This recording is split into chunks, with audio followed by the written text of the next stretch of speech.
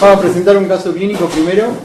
Es una mujer de 64 años que se derivó al hospital para hacerse un estudio de videocápsula y el motivo del estudio era anemia.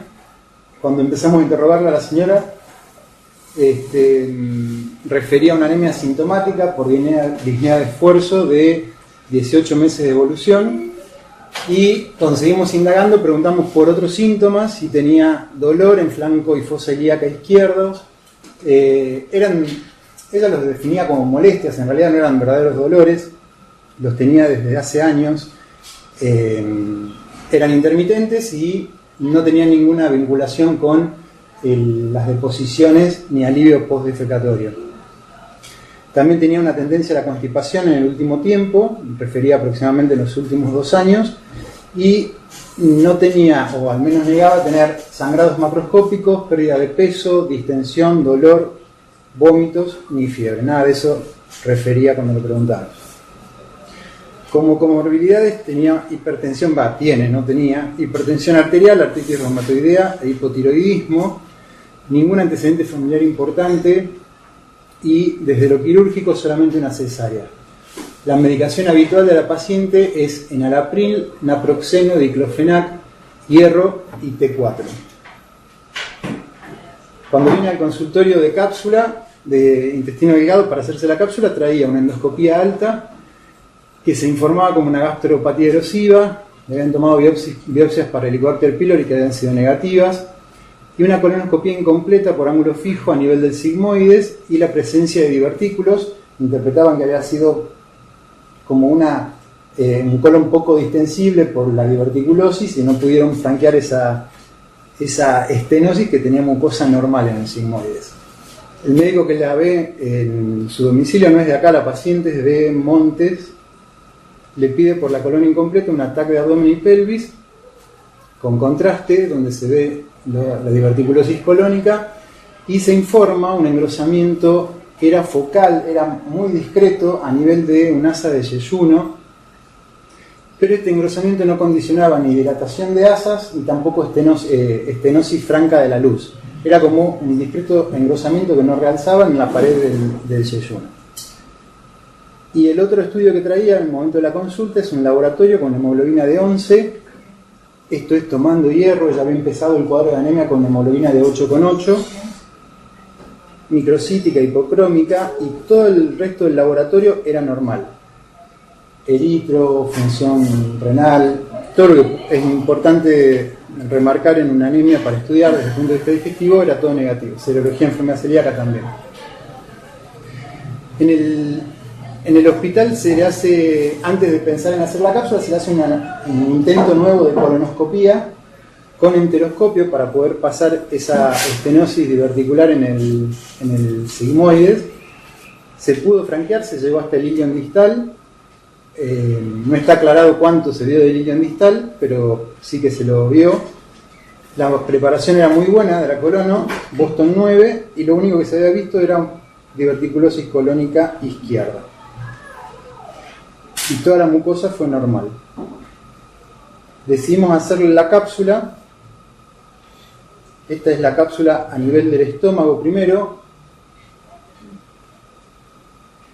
En la luz se ven algunos restos borráceos por ahí que aparecen, poquitos, muy escasos.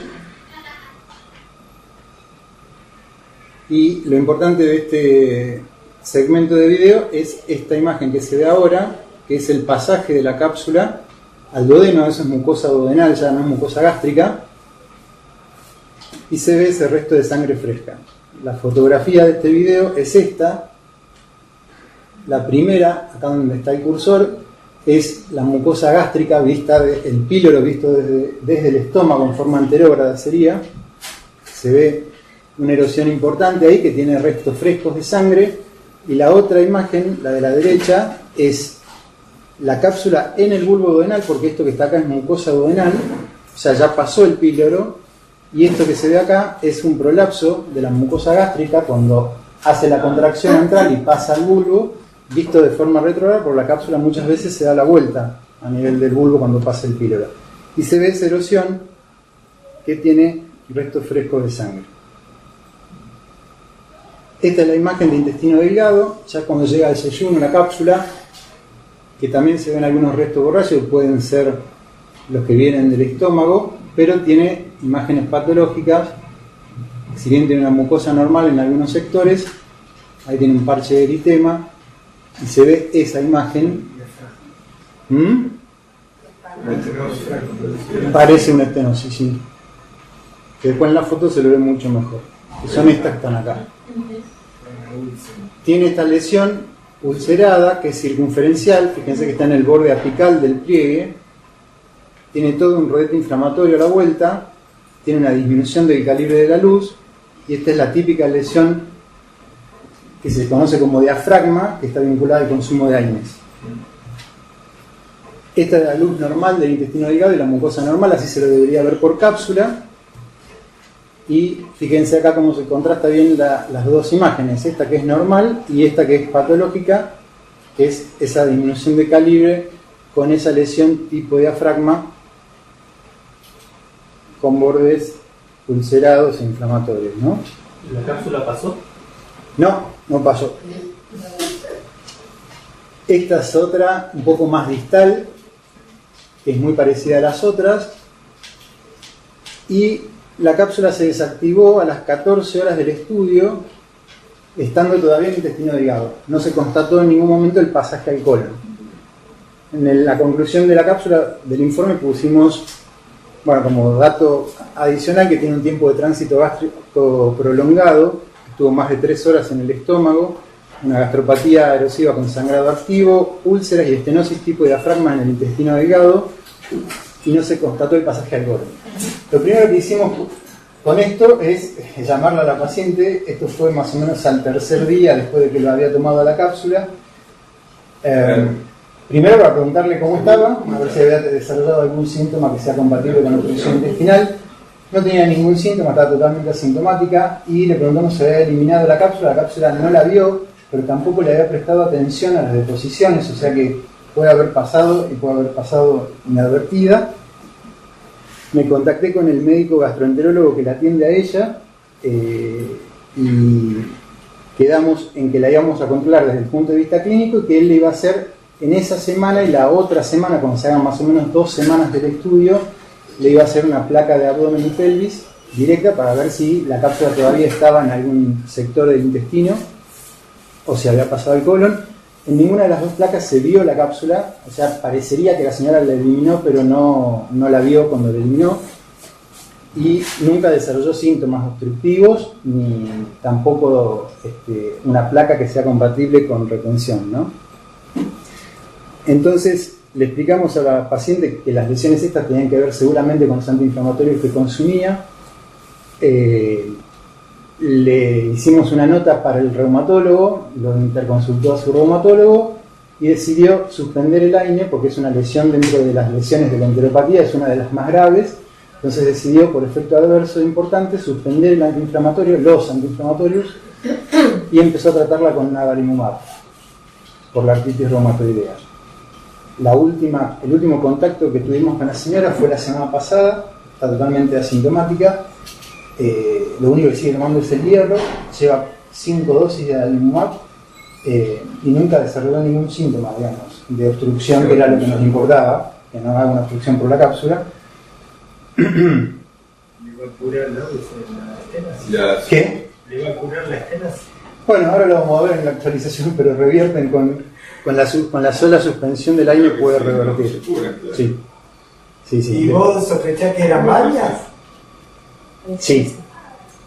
Al principio me quedaba... Por ahí va y viene, va y viene. Claro, porque tranquilamente puede ser la misma, que la ves de distintas maneras, porque va y viene la cápsula. Como no tenés el parámetro tampoco de la llegada al colon, es difícil estimar, cuando ves todas las imágenes estas que parecen distintas entre sí, es difícil estimar en qué localización exacta están, porque no tenés como referencia la llegada al colon. Entonces no tenés el tiempo de tránsito intestinal, que nosotros lo usamos mucho para estimar topográficamente dónde puede estar una lesión.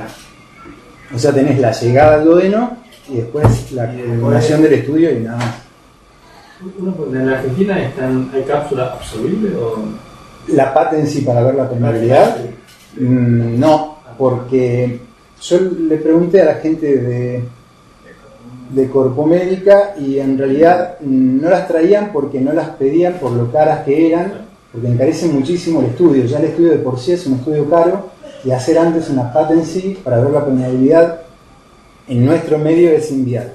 Entonces, a lo sumo se usan enterotomografía y enteroresonancia, que son dos estudios que tampoco están muy disponibles. O sea, si bien hay en algunos centros, no todo el mundo tiene acceso tampoco a un entero-TC. A esta paciente se le ofreció hacerse una enterotomografía también, que solo había conseguido una en el hospital de Bonet, que se la iban a hacer, porque tiene PAMI y no se la hacían en otro lugar, y me dijo, mira, estoy tan bien que no quiero hacerme más nada. Perfecto. Ya se me pasó todo, ya no tenía... Muy bien. ¿De dónde fue derivada este paciente? La mandó Marcelo de Faveri, de Montes. Montes, ¿no? Bueno, Sí, también del monte. ¿Y no pidieron previamente que se complete el estudio del colon? ¿Se decidió? La mandaron con esa colono incompleta y con la TC, por eso nosotros me parece que la viste vos la primera vez acá y le pediste la colono, y creo que se le hiciste vos con el entero a la colono, si no me equivoco. Porque queríamos tener el estudio completo del colon antes de hacerle la cápsula. Sí, fundamental. Bueno, así que lo que actualicé es el tema de diafragmas secundarios a AINES, que lo van a encontrar en la bibliografía, el que le interese, como enfermedad por diafragmas del intestino delgado, que es, como primera característica, vamos a decir que es bastante rara, es muy infrecuente, si bien es algo muy característico, que uno lo tiene como mentalmente vinculado al AINES, es bastante infrecuente. Se caracteriza por la aparición de múltiples proyecciones mucosas que simulan ser diafragmas y que estenosan la luz del intestino delgado. Es una manifestación de la enteropatía por AINES, que ya hemos hablado en otros Ateneos, y ahí lo que puse es la prevalencia de las lesiones por AINES en el intestino delgado, que es la enteropatía, que es del 50 al 70% de los que consumen AINES, pero la prevalencia del diafragma es bastante infrecuente, 2% es lo que está reportado, y se cree que puede venir en aumento con el tema este de la mayor expectativa de vida, más tiempo de exposición a los AINES y mayores estudios que se hacen de intestino delgado. Haciendo un poco de historia, estas lesiones se describieron por primera vez en el año 1970, donde describen estenosis intestinales en pacientes que consumían AINES. En el 87 describen el primer caso de obstrucción intestinal secundaria al consumo de AINES, y en el 88 ese autor le pone el nombre de enfermedad por diafragmas del intestino delgado, y a partir del 89 empiezan a aparecer los casos de estos mismos diafragmas, pero en el colon, que hasta ese momento no se habían reportado. No se conoce exactamente cuál es la patogenia de la enfermedad. Se cree que hay una lesión precursora, que son esas úlceras circunferenciales que son lineales y siguen todo el borde apical de los pliegues del intestino, y que repetidos procesos de inflamación y de reparación generarían esta aparición de lesiones estenosantes, sobre todo en la fase de reparación del proceso inflamatorio. Ese tejido de granulación que aparece en las fases reparadoras se reemplazaría por una matriz de colágeno, y ese colágeno termina generando esa cicatriz que tiene características de ser retráctil. Por eso es que muchos pacientes no tienen síntomas de obstrucción intestinal, porque tiene algo de elasticidad, es una membrana en realidad, como a veces ocurre en el esófago con las membranas esofágicas. Para tener en cuenta los factores de riesgo de los diafragmas, primero puse esto para recordar los que son factores de riesgo para enteropatía, porque dijimos que es una manifestación, ¿no? Entonces, pacientes más de 65 o 70 años que tengan comorbilidades que requieran el consumo de AINES, artropatía sobre todo son las más importantes, la artritis reumatoide, la osteoartritis, y después los que hacen profilaxis secundarias en las enfermedades cerebro y cardiovascular. Otro factor de riesgo es el consumo concomitante de antiplaquetarios, que no solo es la aspirina como antiplaquetario, sino también las tienopidinas, también se describen como factores de riesgo. Para el intestino delgado, acuérdense que el consumo de IVP está propuesto como un factor facilitador de lesiones, a diferencia de lo que pasa a nivel gastroduodenal. Esto está probado en los animales, pero todavía no se ha encontrado, si bien hay diferencia en humanos entre los que consumen y no consumen IVP, no es significativa esa diferencia. Y después un polimorfismo genético de las enzimas del grupo del citocromo P450 también favorece a más lesiones por AINES en el delgado. El consumo de diclofenac y todos los el grupo Oxicam, de los cuales el meloxicam es el más conocido.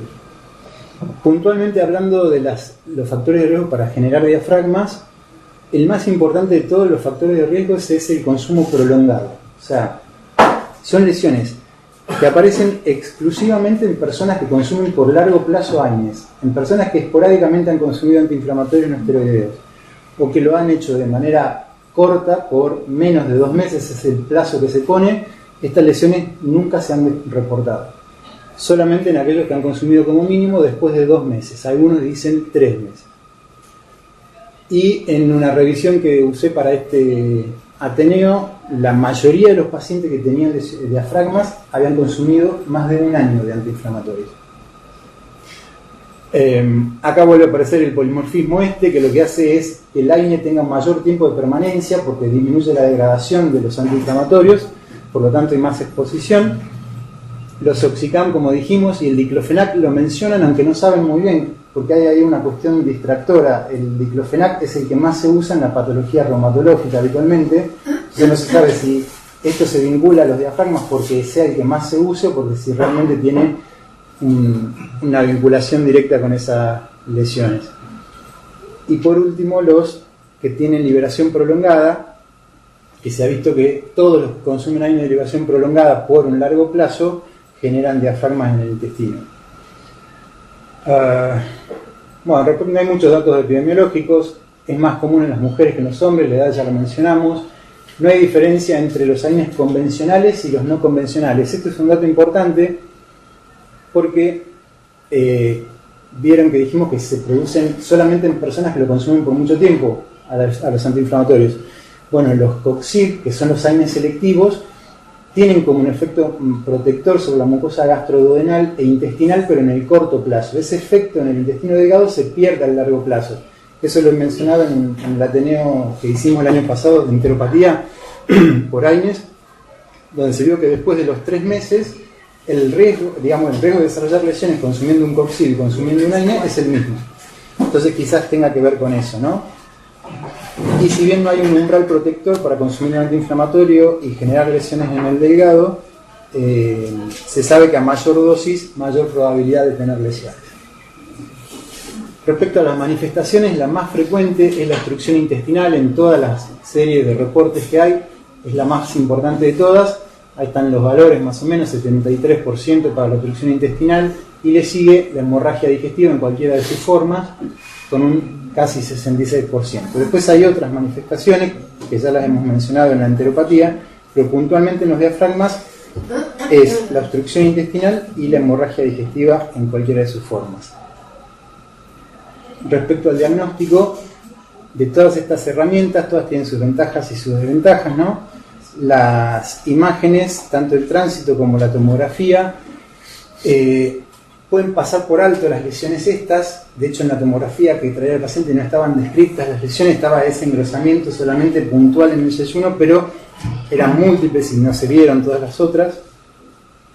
Esto tiene que ver con que son como membranas, son muy delgadas como para que en imágenes se pueda llegar a evidenciar. Lo que sí es bueno de las imágenes estas es que pueden mostrar signos indirectos de obstrucción intestinal, básicamente. Después, lo mejor que hay para diagnosticarlas es la cápsula y la enteroscopía, porque las dos la ven de manera directa a la lesión y el aspecto que tienen es muy característico, como la foto que vieron ustedes. Así que sería lo mejor que hay. El problema de la cápsula es justamente la retención, y el problema del entero, que si uno quiere estudiar una anemia, arrancar con un entero es como bastante invasivo para empezar a estudiarlo. La otra ventaja que tiene la enteroscopia, que lo vamos a hablar al final del Ateneo, es el tema de la terapéutica, que evita muchas cirugías en estos pacientes. Y después está la laparotomía como herramienta diagnóstica, porque muchos pacientes entran obstruidos y se terminan diagnosticando de manera intraoperatoria, y acá hacen siempre la diferencia entre la laparotomía y la laparoscopía. Acá tengo un gráfico, lo que está en naranja, todo el semicírculo es en naranja, son todos los pacientes. Esta es una revisión de más o menos 150 y pico, 160 pacientes, y la mayoría, 52%, se diagnosticó durante el intraoperatorio. Hacen la diferencia siempre entre la laparotomía y la laparoscopía exploradora, porque la laparoscopía muchas veces pasa por alto. Estas lesiones se palpan mejor de lo que se ven, porque justamente vamos a ver ahora que la muscular y la serosa están sanas. Entonces, es mejor la laparotomía que la laparoscopía. Esa es la imagen típica en una láparo, que le llaman empira de salchicha, porque genera estas saculaciones entre las diafragmas, y es bastante típico. Estos 150 pacientes de un grupo de cuántos iniciales. No, es revisión de todos los reportes de diafragmas nada más. Son todos diafragmas de intestino, tanto de delgado como estómago, delgado y colon. El porcentaje de Son pacientes. 160 pacientes con Claro, son bastantes, ¿no? Sí, esto es a lo largo de toda la historia, desde el 70. No, esto es desde el 70 hasta acá, todos los casos reportados de diafragma nada más. No es que se estudiaron pacientes con enteropatía por Aines y se sacaron de ahí los que tenían diafragma. Solamente es una revisión de los reportes de casos de diafragma. Histológicamente no hay mucho dato específico, es bastante inespecífico. Hay una fibrosis focal en la submucosa. La muscular de la mucosa puede estar discontinuada en algunos sectores. La superficie epitelial puede estar erosionada o ulcerada. Y lo que describen es ese depósito de colágeno debajo de la lámina propia. Lo que es importante de la histología, tanto las biopsias endoscópicas como las biopsias de las piezas resecadas, como muchos pacientes se terminan operando, es que no hay granulomas, no hay compromiso de la muscular propia, ni de la serosa, ni de la grasa mesentérica. Esto es fundamental sobre todo para diferenciarlo de la enfermedad de Crohn como una de las principales causas de estenosis en el intestino delgado. Respecto al número de la localización, pueden ser múltiples o únicos, generalmente son múltiples, 80-20% de la relación. Están en cualquier sitio del tubo digestivo. Yo no los he encontrado descritos en el esófago, pero sí en estómago, duodeno, yeyuno, ilion y colon. Dentro de todo el tubo digestivo lo más común es el intestino delgado, y dentro del delgado el ilion, respetando la última porción del ilion distal. Habitualmente, a eso ya les dije, y en el colon, cuando están presentes, habitualmente están en el colon ascendente. Ese es el sitio más frecuente. Si bien se cree que estas lesiones son patognomónicas de la enteropatía por Aines, se publicó esto, creo que en 2011, en 2011, es un grupo que reporta 5 pacientes nada más, son muy poquitos, en los que encontraron, ellos les llaman estenosis tipo diafragma, no les dicen diafragmas porque para ellos no son diafragmas como los diafragmas por Aines, digamos. Entonces dice que son estenosis tipo diafragmas en pacientes en los que no encontraron el consumo de Aines de ninguna manera. Ellos descartan el consumo de Aines interrogándolo al paciente, interrogando a la familia del paciente y revisando en la historia digital del hospital todos los antecedentes que pueda tener y por los cuales pueda recibir. Y como en ninguno de los antecedentes eso se vio que pueda recibir antiinflamatorio, ni por antiplaquetario, ni por ningún tipo de intención terapéutica, ellos descartan que los pacientes hayan consumido Aines. Entonces lo reportan como una entidad aparte, no saben exactamente cuál es la causa, pero dicen que tienen similares características, tanto desde lo clínico como desde lo endoscópico, y hacen una pequeña diferencia histológica que para mí no es importante, y menos siendo solamente 5 pacientes, que es que la fibrosis de la submucosa es sumamente focal y como muy puntual en estos que no tienen Aines comparado con los que sí lo tienen. Lo que está bueno ahí es que mencionan todos los diagnósticos diferenciales, digamos, de cuando uno encuentra una estenosis en el intestino delgado, y dicen que estas serían las entidades que de acuerdo al contexto clínico apropiado habría que diferenciar, ¿no? Respecto al tratamiento de los diafragmas, la mayoría de los pacientes, que es el círculo que está en color rosado, son los que se operan. Esto fue tradicionalmente el único tratamiento para estos pacientes antes del desarrollo de la enteroscopía, sobre todo del doble balón.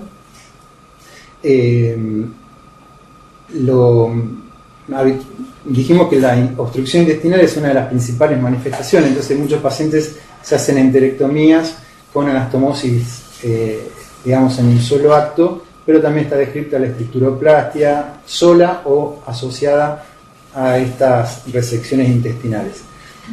De las dilataciones endoscópicas vamos a hablar ahora un poquito al final. pero se pueden no solo dilatar, sino que también se pueden hacer cortes radiados. Lo que más se usa es dilatación.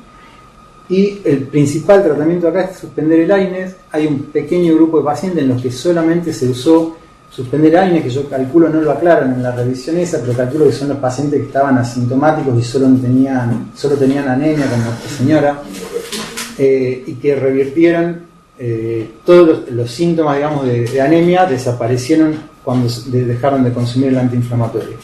Es importante tener en cuenta que hay una recurrencia reportada del 50%, y esto tiene que ver sobre todo con subestimar la extensión de la enfermedad.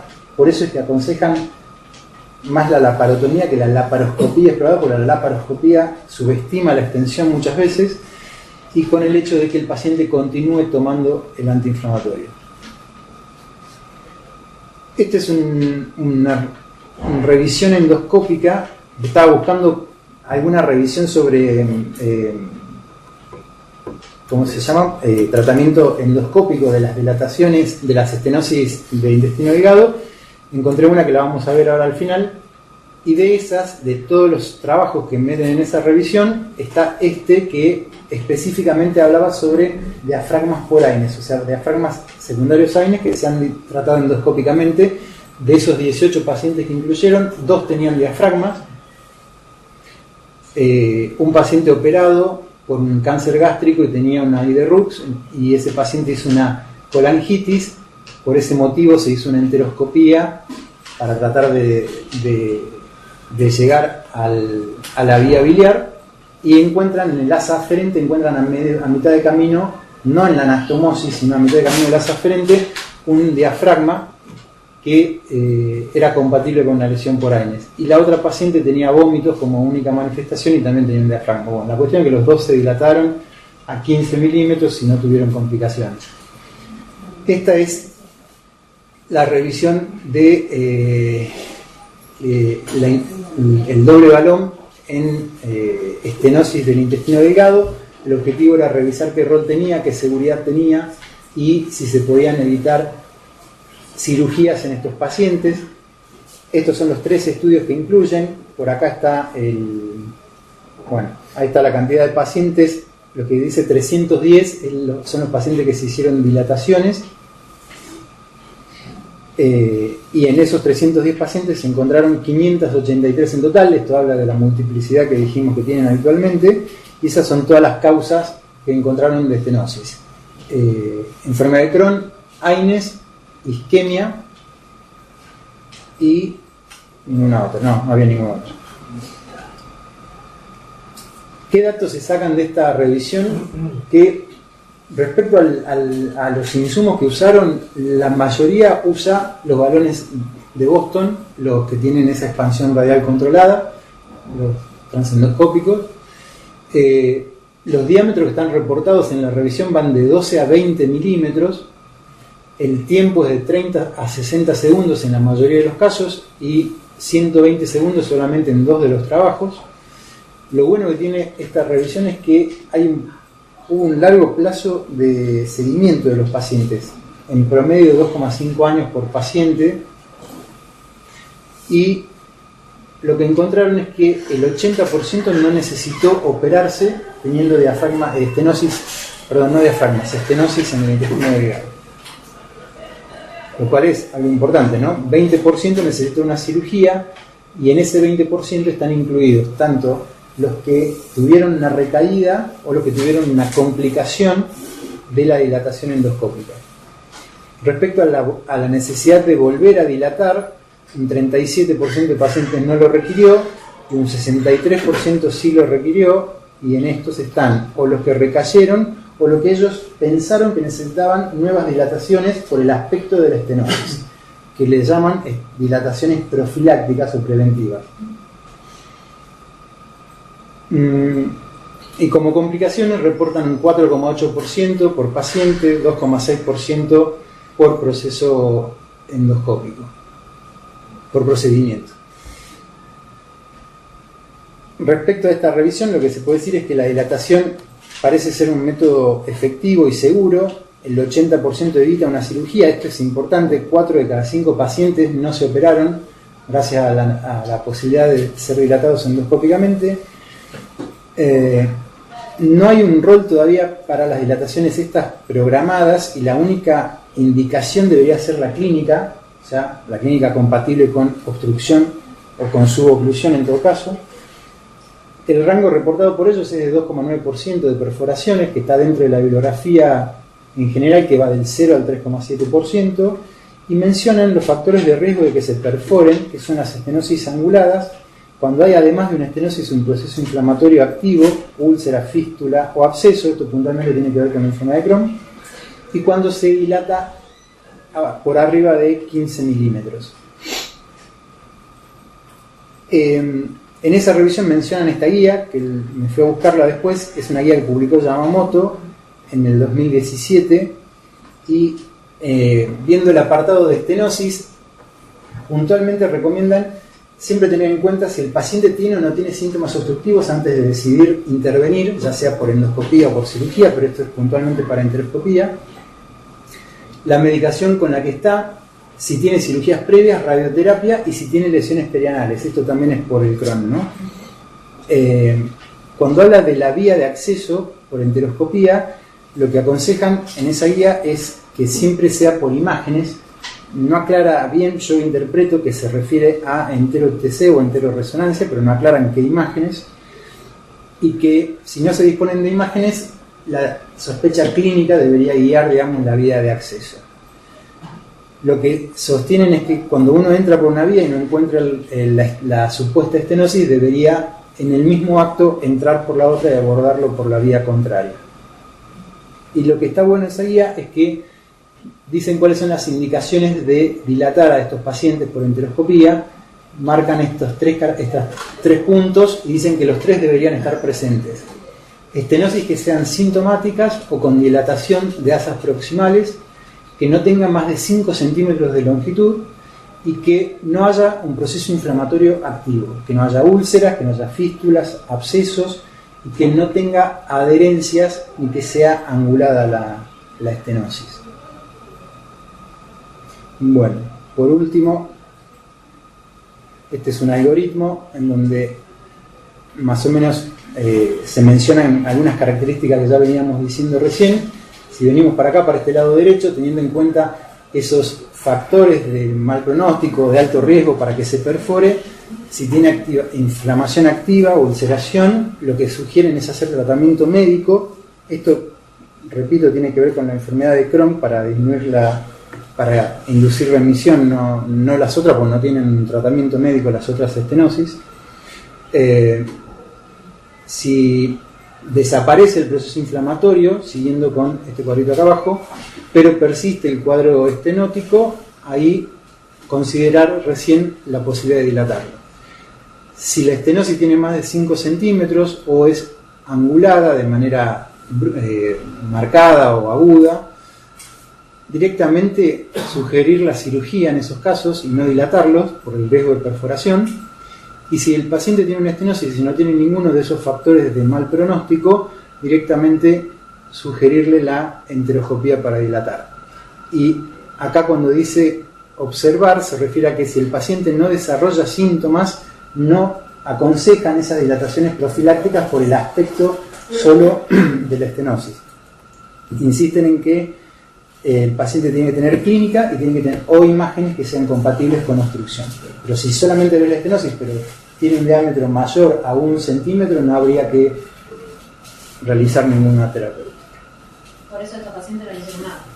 No. Era el ejemplo, ¿no? Además tenía sangrado, no estenosis. Esta, Tenía estenosis con la cápsula, pero no tenía clínica. Claro. no, claro, clínica no tenía, no. Esta paciente vino por una anemia Claro, crónica. por eso no. Así. Porque las dos. La duda es cómo.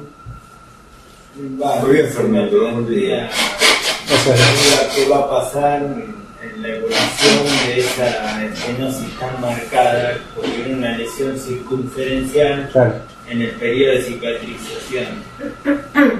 Es que en realidad ya pasó el periodo de cicatrización porque se forma justamente por la cicatrización, que es lo que había comentado en la patogenia. Esa fibrosis. Eso es fibrosis, No, eso pues ya es sería reparación. bastante úlcera. O Claro. sea, no ha terminado de cicatrizar eso. Porque la paciente en ese momento estaba consumiendo AINES.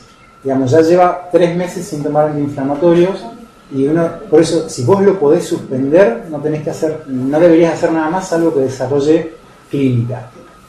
Estaría bueno hacer una cápsula ahora, ¿no? Si te sobran las cápsulas, no, en realidad yo lo que le quiero ¿Y hacer a cuánto tiempo? Vos decís, vamos a hacer una cápsula. Y 3 meses por lo menos. Sí, pero 3 meses corres el riesgo de que a los 3 meses te encuentres por 3 meses sin AINES, 3 meses sin consumo de AINES. Claro.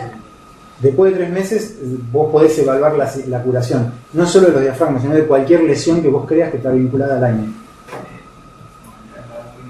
Sí, el tema es que yo en realidad más que hacer una cápsula lo que quería hacerle es la enteroscopía, la entero-TC, y la paciente está asintomática, no quiere hacerse nada. Pero si no se veían en la anterior, porque si las hubiéramos visto en la anterior... Y bueno, el anterior se veía con engrosamiento, ¿no? O sea, no era muy específico, un engrosamiento.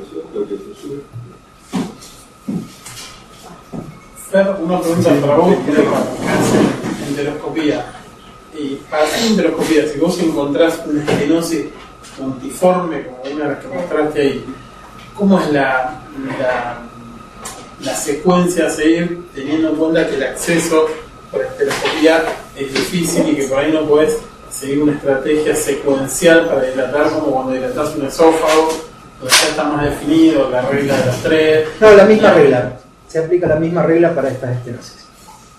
Sí, la mencionan la misma regla. Lo que se regla. debería plantear es cuál es la etiología de eso. Obvio. Porque Claro. es lo mismo. Que Nosotros vemos estenosis por una enfermedad de Crohn, por una celiaquía o por un... Tal cual. Nosotros vemos estenosis en celíacos refractarios, que es Claro. otra cosa, otro tipo de que por lo estenosis. general no la dilatamos. Y no las dilatamos.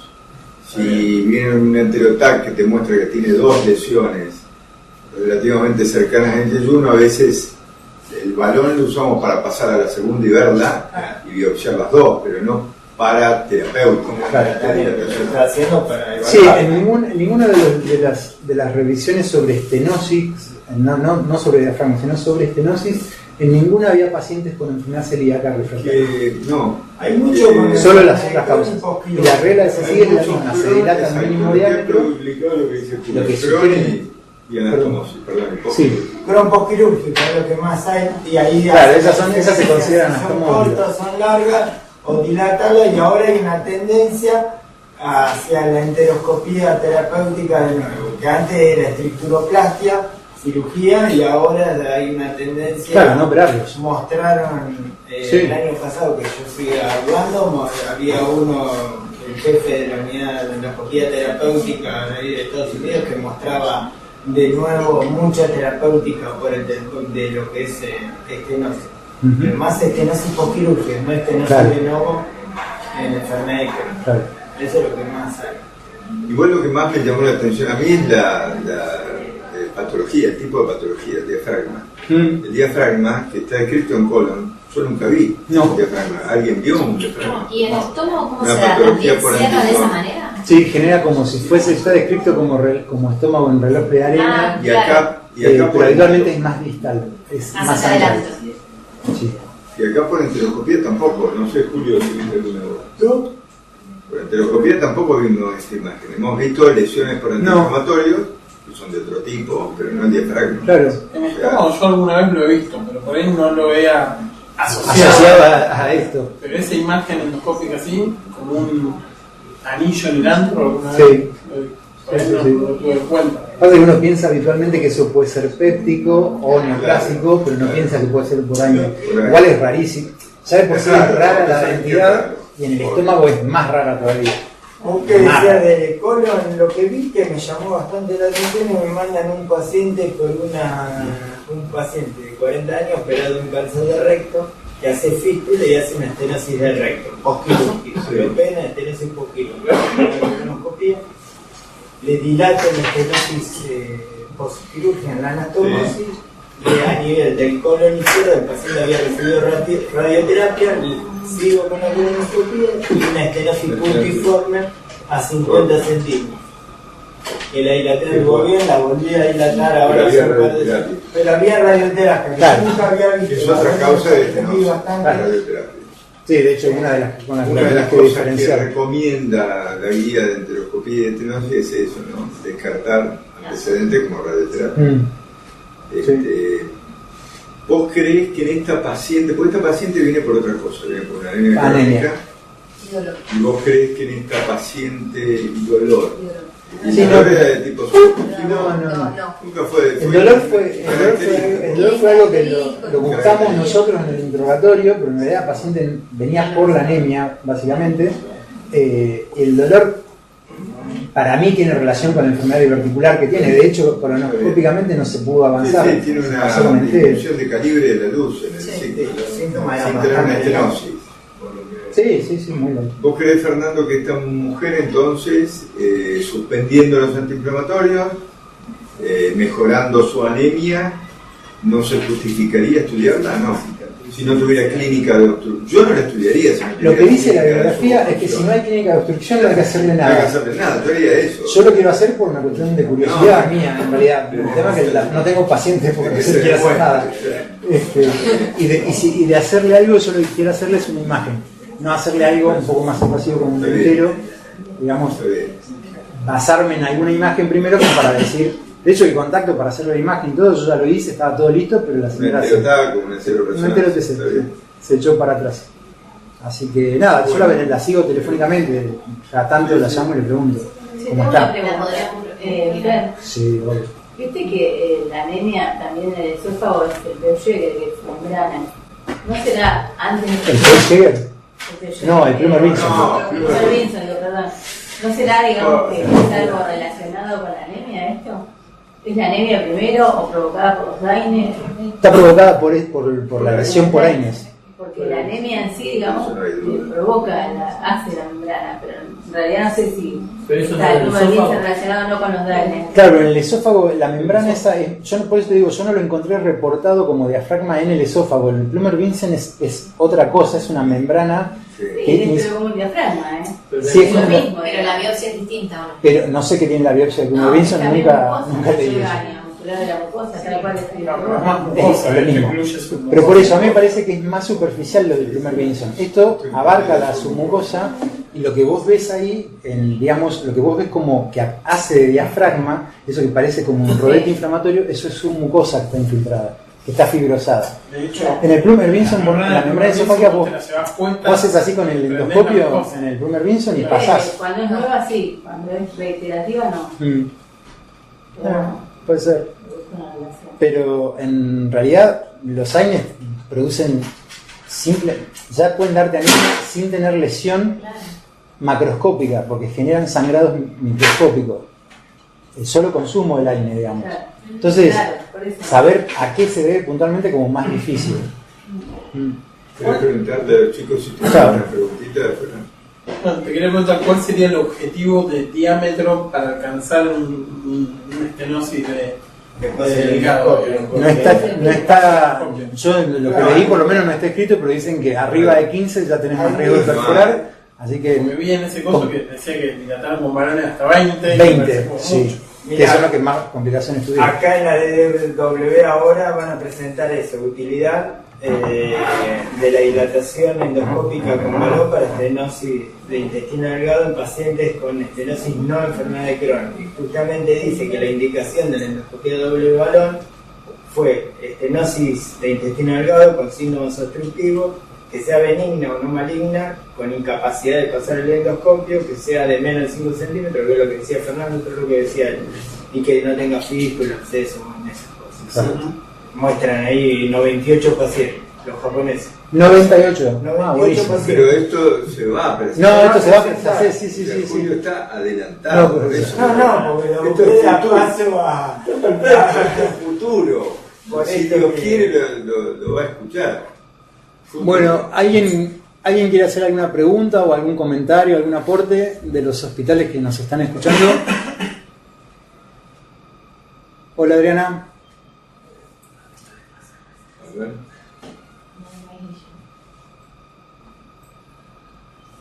Hola chicos, hoy me pude conectar bien. Bien. Bueno, Ninguna pregunta, nos vemos. Bueno, gracias. Los chicos del Hospital Azul, Una pregunta. ninguna pregunta. Ah, Eso, material metado, ahí está. Hola, ¿y me escuchan? sí, ahora sí. Hola, buenas tardes, yo soy Daniela Bianchi, la instructora de residentes, y nada más quería agradecerles la oportunidad que nos han dado, porque entiendo que quizás esto es un poco más avanzado para nosotros, pero fue una exposición muy muy buena y nos dio la oportunidad de ver una endocápsula, de ver estas imágenes que nosotros no las podemos ver nunca, y bueno, agradecerle porque fue muy claro y muy novedoso para nosotros, así que muchas gracias. Bueno, gracias, bárbaro. Chao, hasta luego.